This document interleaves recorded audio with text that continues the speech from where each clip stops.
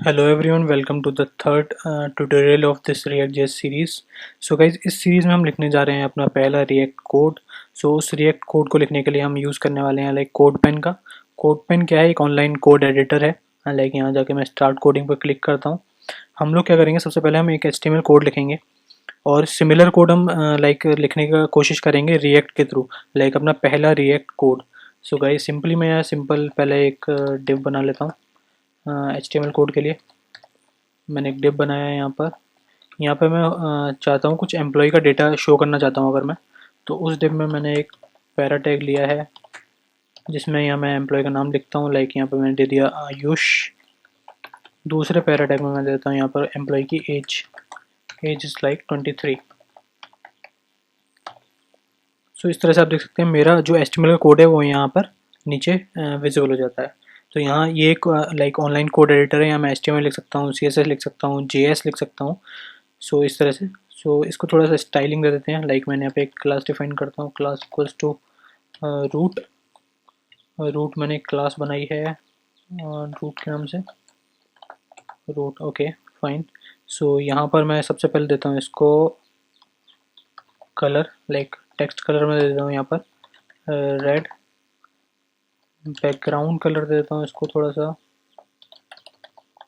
Background colour दे दिए yellow.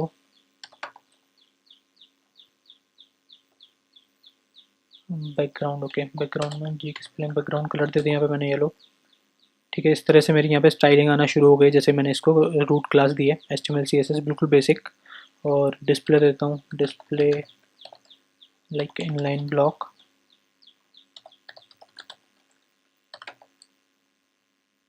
Display दे दी मैंने इनलाइन ब्लॉक। कुछ पैडिंग दे देता हूँ। पैडिंग है मैंने दे दिया इसको 30 pixels. Margin from other employees, like यहाँ पे मैं मल्टीपल एम्प्लॉयज़ को यहाँ शो करना चाहता हूँ, तो यहाँ मैंने दी मार्जिन 10 पिक्सल। 10 पिक्सल की मार्जिन। यहाँ पर मैं टेक्स्ट को थोड़ा अलाइनमेंट देता हूँ, अलाइन टेक्स्ट अलाइन दे दिया मैंने सेंटर। हल्का सा बॉर्डर दे देते हैं यहाँ पर, बॉर्डर। बॉर्डर 1 पिक्सल ठीक रहेगा। 1 पिक्सल सॉलिड बॉर्डर चाहिए मुझे। कलर उसका रेड चाहिए। ठीक है। सो गाइस, इस तरह से मैंने ये यहाँ पे सिंपली क्या किया है, एक एम्प्लॉय नाम का, लाइक मुझे एम्प्लॉयज़ की लिस्ट दिखानी है यहाँ पर। तो अगर मुझे किसी भी HTML से लिखना पड़ेगा तो मैं पहले HTML में ये कोड लिखूंगा, स्टाइलिंग दूंगा उसकी जो भी मुझे देनी है। और उसके बाद क्या करूँगा, अगर मुझे मेरे पास मल्टीपल एम्प्लॉयज़ हैं तो मैं सेम कोड को HTML में बार बार लिख रहा हूँ। इस तरह से लिखूंगा तब जाके मेरे पास मल्टीपल एम्प्लॉयज़ यहाँ पर शो होना शुरू होंगे। जैसे यहाँ पे 4 एम्प्लॉयज़ आ चुके हैं। फिर मैं इसके अंदर जाके रैंडमली डेटा चेंज करूँगा जो भी मेरा डेटा होगा। जॉन दे दिया, रे दे दिया, रिया दे दिया। सो इस तरह से मेरे को बेसिकली सेम कोड मुझे बार बार लिखना पड़ रहा है। और यहाँ क्लियरली विजिबल है, जैसे कि अगर हम अपनी प्रीवियस वीडियोस की बात करें जहाँ के हमने डिस्कशन करे हैं कि रिएक्ट क्या है, रिएक्ट कैसे काम करता है, क्या हमारे माइंड में एकदम इमेज होनी चाहिए किसी वेबसाइट की। तो यहाँ मेरे को क्लियरली इमेज दिख रही है, ये एक कॉम्पोनेंट है, सेम कॉम्पोनेंट है जो कि हम बार बार उसको, हम HTML में बात करें तो बार बार हम उसको लिख रहे हैं।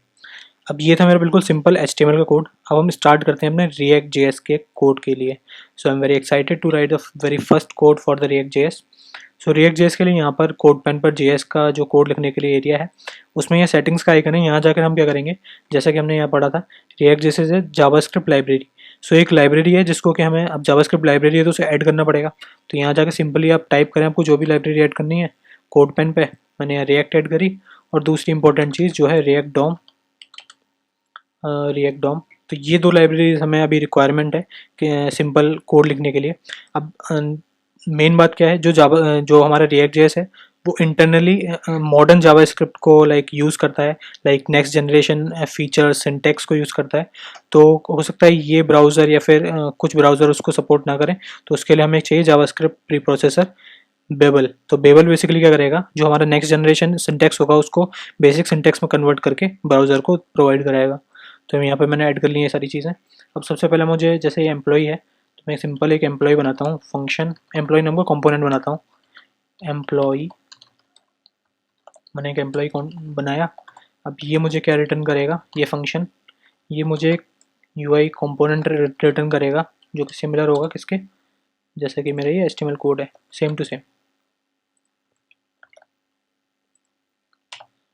मैं यहाँ से भी क्लास हटा देता हूँ, सिंपल कोड के बारे में बात करते हैं। सो इस तरह से क्या है, तो हमने यहाँ इस तरह से इसको एम्प्लॉय को डिफाइन कर लिया है।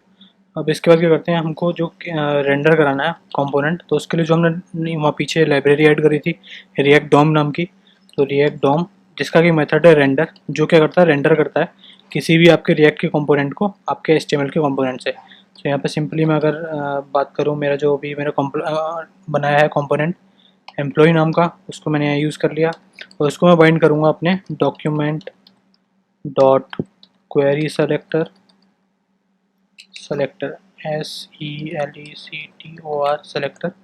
और इसके अंदर मैं अपनी दे दूँगा एक ID, लाइक मुझे इस डिव के अंदर लगाना है, मैंने इस ID को दे दिया लाइक मेन डिव, तो इसकी ID मेन, तो मैं यहाँ पे इसको क्वेरी सेलेक्टर में डाल देता हूँ, तो इसकी ID मेन हो, उसके अंदर ले जाके इस पर्टिकुलरली इस जो भी मेरा ये है एम्प्लॉय कंपोनेंट उसको बाइंड अप कर दे। अब इसको चेक करने के लिए कि मेरा यही सेम कंपोनेंट वहाँ गया है या नहीं, मैं इसको यहाँ इसकी एज कर दूँ 25। सो बूम गाइज, यहाँ आप देख सकते हैं जो कि ये डिव थी जिसके अंदर का अगर मैं कंटेंट भी हटा दूँ तो उस पर कोई फ़र्क नहीं पड़ेगा।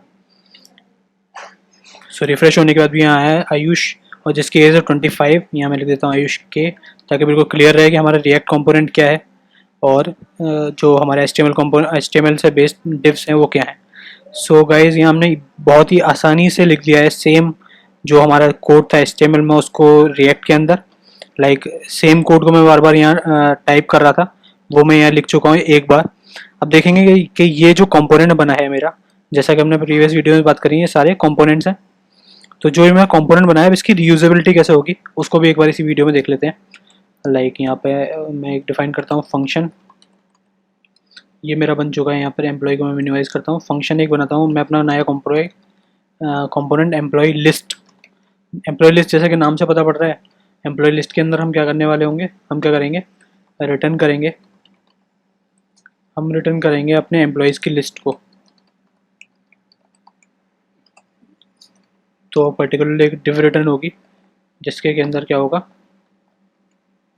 एम्प्लॉयज़ की लिस्ट होगी। मतलब ये जो कंपोनेंट मैं एक बार यहाँ लिखा था उसके मैं मल्टीपल टाइम्स यहाँ लिख देता हूँ, ठीक है। अब ये मेरी बन गई एम्प्लॉय लिस्ट नाम का कंपोनेंट। अब मैं इसको रेंडर कराता हूँ अपने मेन डिव के अंदर, तो देखते हैं क्या इसमें क्या डिफरेंसेस आते हैं।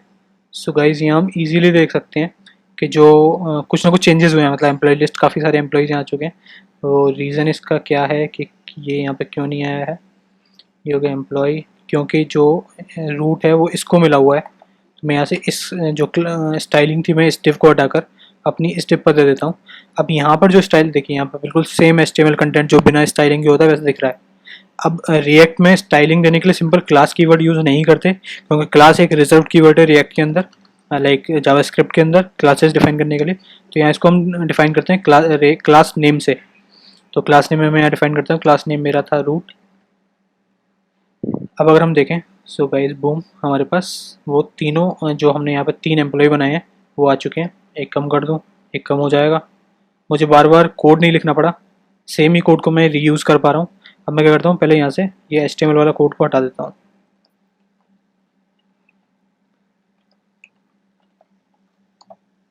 तो ये मेरी सिंपल डिव है जिसके अंदर के मेरा जाके एम्प्लॉय को मैं बंद कर देता हूँ, एम्प्लॉय लिस्ट को बंद कर देता हूँ।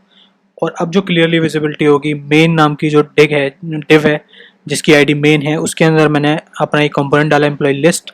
उस एम्प्लॉय लिस्ट के अंदर मैंने डिफाइन कर रखे हैं अपने मल्टीपल कंपोनेंट्स एम्प्लॉय के, और एक एम्प्लॉय के अंदर मैंने डिफाइन कर रखा है ये आयुष के और एज 25, ठीक है। ये बात हो गई हमारे रिएक्ट के फर्स्ट कोड की, हम लिख चुके हैं अपना रिएक्ट का फर्स्ट कोड।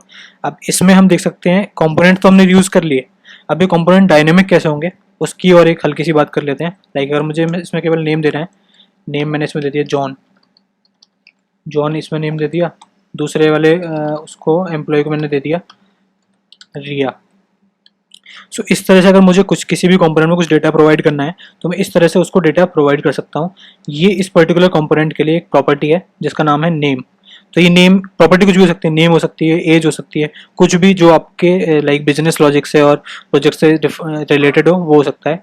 और ये जो, क्योंकि जैसा कि हम टर्मिनोलॉजी की बात करें, प्रॉपर्टीज़ मैंने बोला है, तो रिएक्ट यही टर्मिनोलॉजी यूज़ करती है प्रॉपर्टीज़, जिसको हम लिखते हैं प्रॉप्स। आपको बहुत देखने को मिलेगा प्रॉप्स क्या है, स्टेट क्या है, तो उसकी बात हम आगे भी करेंगे। लेकिन यहाँ से जो क्लियर और बिल्कुल बेसिक टर्म में हम बात करें तो ये प्रॉपर्टीज़ हैं, वो उसको एज अ प्रॉप्स मिलती हैं प्रॉपर्टीज़।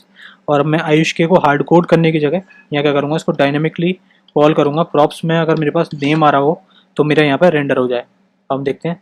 सो बूम गाइज, यहाँ पर आ चुका है जॉन और रिया जो कि हमने पास किया था as a property to this employee component. Similarly मैं यहाँ एज भी पास कर सकता हूँ, एज को भी डायनेमिक कर सकता हूँ। लाइक मैंने यहाँ एज पास कर दी 22 और रिया की एज पास कर दी मैंने यहाँ पर 20। तो इस तरह से मेरी ये एज यहाँ पे पहुँच चुकी है प्रॉप्स में। अब मैं इसको यहाँ भी इसके लिए भी यूज़ कर सकता हूँ। लाइक यहाँ पे मैंने कर दिया प्रॉप्स डॉट एज। अब ये बिल्कुल डायनेमिक हो गया मेरा जो भी एम्प्लॉय नाम का कंपोनेंट था, कि मैं पीछे से सारा डेटा भेज रहा हूँ और वही सेम डेटा रीयूज़ हो रहा है। सो इस तरह से आप देख सकते हैं मैंने कंपोनेंट एक ही बार बनाया, उसको मैं रीयूज़ कितनी बार कर पा रहा हूँ। लाइक मैं इसको यहाँ पर कितनी बार इसको कॉपी पेस्ट कर सकता हूँ और उतने ही मेरे पास बेसिकली उतने ही कंपोनेंट्स मेरे पास यहाँ रेंडर हो जाएंगे। आप देख सकते हैं यहाँ पे कंपोनेंट्स रेंडर हो गए। तो जो लिखा था ना, लाइक मैंने कंपोनेंट रीयूजेबल कंपोनेंट हमने डिफाइन कर लिया है, कंपोनेंट रीयूजेबिलिटी देख ली, डेटा पास करना सीख लिया। तो बिल्कुल अपने फर्स्ट प्रोग्राम में हमने रिएक्ट में देख चुके हैं ये सारी चीज़ें। उसको मैं एक बार सिंप्लीफाई कर देता हूँ और लाइक एंड करता हूँ इस वीडियो को। सो इस तरह से हमारा डेवलप हो चुका है फर्स्ट रिएक्ट ऐप।